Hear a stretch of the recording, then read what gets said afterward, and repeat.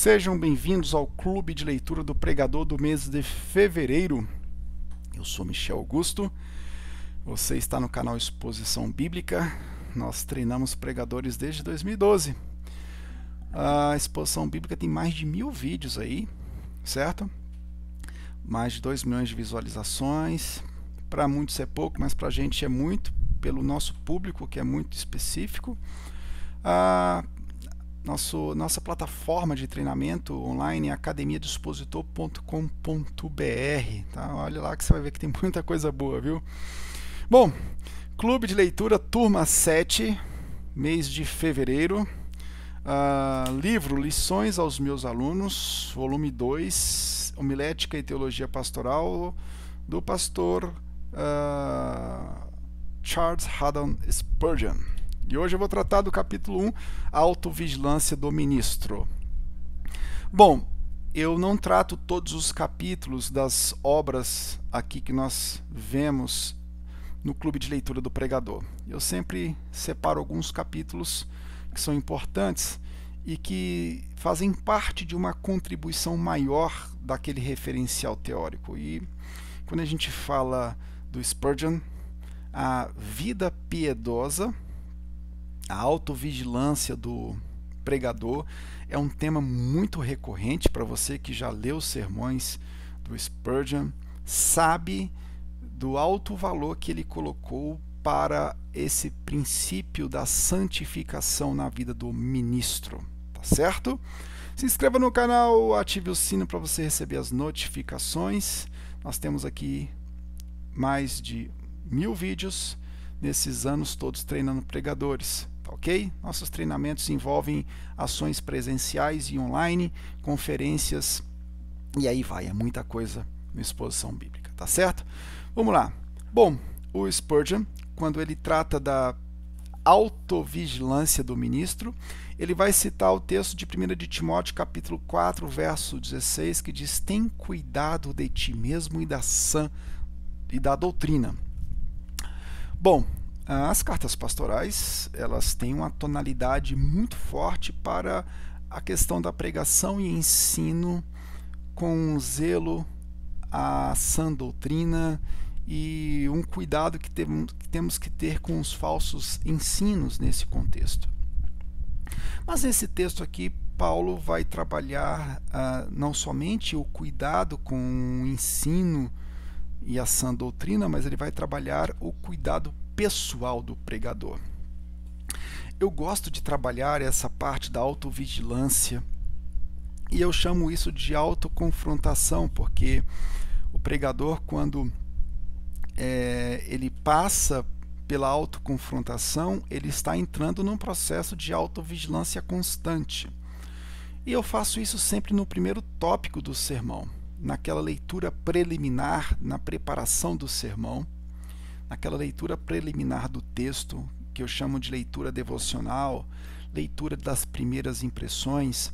Ali é uma fase onde nós meditamos no texto, onde nós verificamos em quais áreas nós precisamos nos arrepender conforme o texto está tratando e, consequentemente, nós passamos por um processo de autovigilância constante, certo?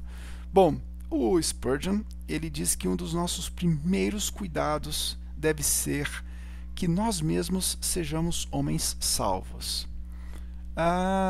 Aqui o Spurgeon não está tratando da falta de certeza da salvação, mas ele está tratando aqui da convicção que nós temos da salvação e, consequentemente, dos desdobramentos práticos dessa certeza. Porque convicção acerca da nossa salvação é verificada no nosso desenvolvimento de vida piedosa. Isso é muito importante. Nós precisamos ter convicção da salvação, mas nós temos que tomar um cuidado quando nós deixamos de verificar isso no nosso contexto de vida piedosa. A certeza da salvação é importantíssima para a vida do ministro, mas ele realmente precisa ter convicção que é salvo.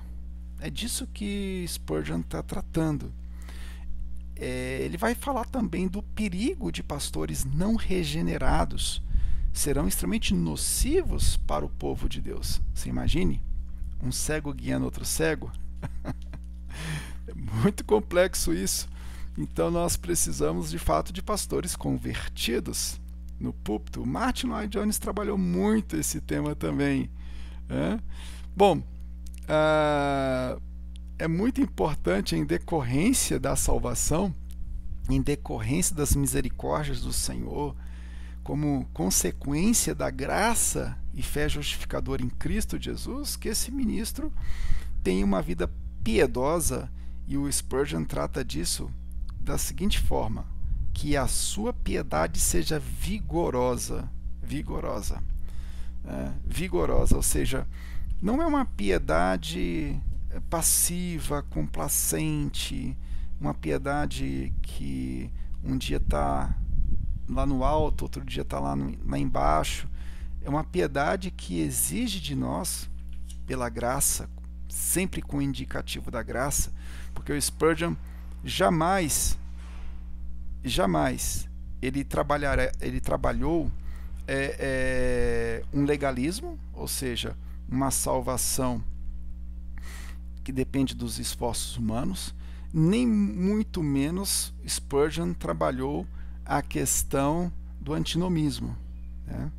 E aqui o cuidado que o Spurgeon estava tendo era com o antinomismo, ou seja, pessoas que acham que têm certeza da sua salvação, mas não há uma comprovação prática disso no dia a dia. Uma coisa está interligada à outra. Temos que cultivar o mais alto grau de religiosidade. Quando ele diz religiosidade, ele não está falando de uma religião morta, ele está falando de uma fé viva. E essa fé viva deve ser autêntica, porque o nosso trabalho exige isso imperiosamente. Então ele vai dizer: cuide para que o seu caráter pessoal se harmonize em todos os aspectos com o seu ministério. É muito desastroso quando uma pessoa apresenta um ministério vigoroso, mas a sua vida de piedade não acompanha toda aquela embalagem ministerial que está sendo apresentada. Ele diz: olha, a vida do pregador deve ser um imã para atrair homens a Cristo. E é triste, de fato, quando os retém longe dele.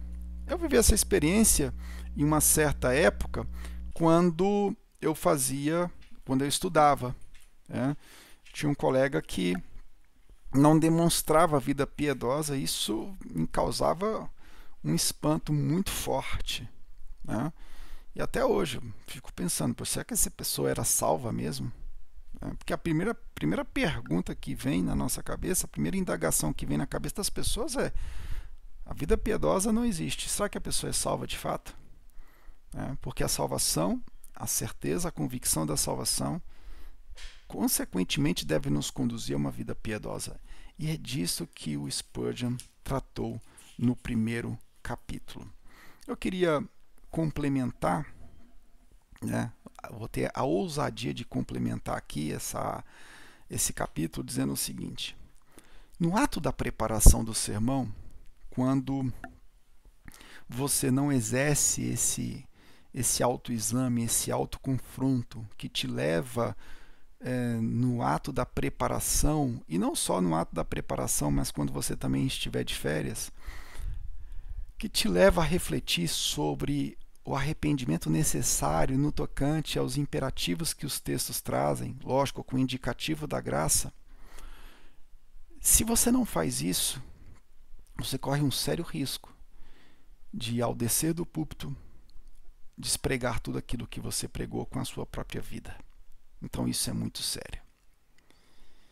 Como diz o Paul Tripp, é uma vocação muito perigosa.